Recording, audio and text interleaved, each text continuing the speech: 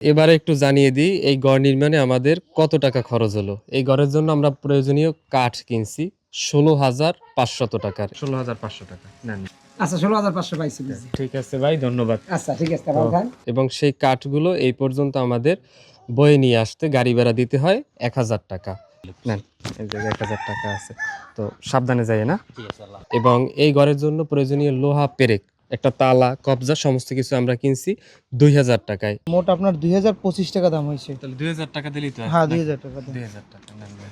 এবং এই ঘরের প্রয়োজনীয় টিন ছিল ২২,৫২৭ টাকা। মোট ২২,৫২৭ টাকা।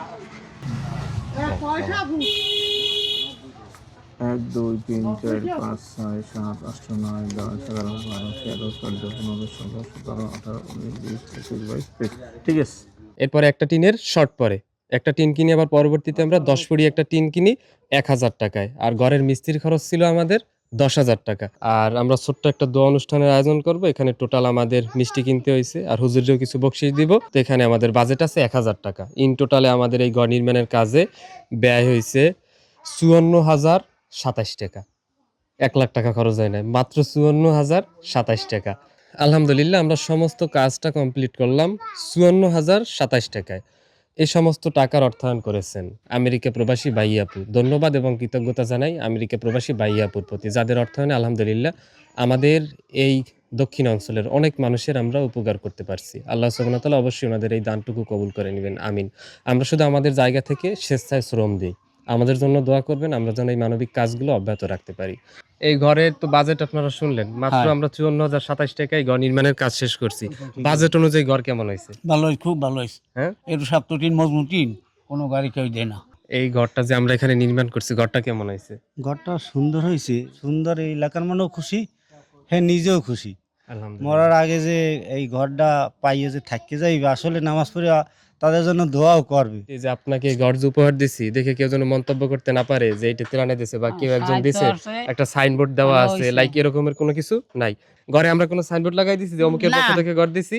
কিছুই না। আমাদের মূল উদ্দেশ্য আপনাকে খুশি করা। আর আপনার এলাকায় মেম্বার চেয়ারম্যান আছে না, কারোর সুপারিশে আমরা ঘর দেই নাই। আপনি খুশি মানিয়েছে, আমরাও খুশি। তো আপনি খুশি হয়েছেন? যাক আলহামদুলিল্লাহ। ربنا آتنا في الدنيا حسنة وفي الآخرة حسنة وقنا عذاب النار। এই বান্দা আল্লাহ, যেই বাবা, যেই বান্দা এই টাকা পয়সা দিয়ে এই ঘরগুলার মানুষের সেবা করার জন্য দিতেছে আল্লাহ, তুমি দয়া করে এর সেবাটা তুমি দয়া করে কবুল আর মঞ্জুর করে নাও আল্লাহ। ইয়া রব্বুল আলামিন, যত ঘর, যত বাড়ি, যত মসজিদ দিতেছে আল্লাহ গো আল্লাহ, এর দুনিয়া আখিরাতে দোনো জাহানের শান্তির ব্যবস্থা করে দেও গো আল্লাহ। রব্বুল আলামিন, এই যে দিতেছে তাদের আত্মীয় স্বজন যে যেখানে কবরে আছে আল্লাহ, দয়া করে তুমি কিয়ামত পর্যন্ত নাজাতের ব্যবস্থা করে দাও আল্লাহ।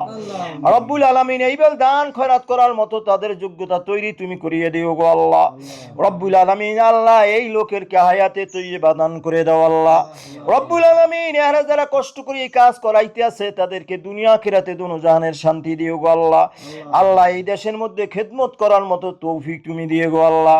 পরকালে ইয়ার উসিলা করিয়া নাজাতের জরিয়া বানাইয়া দিও গো আল্লাহ। বালা ইলাহা ইল্লাল্লাহু মুহাম্মাদুর রাসূলুল্লাহ সাল্লাল্লাহু আলাইহি ওয়াসাল্লাম।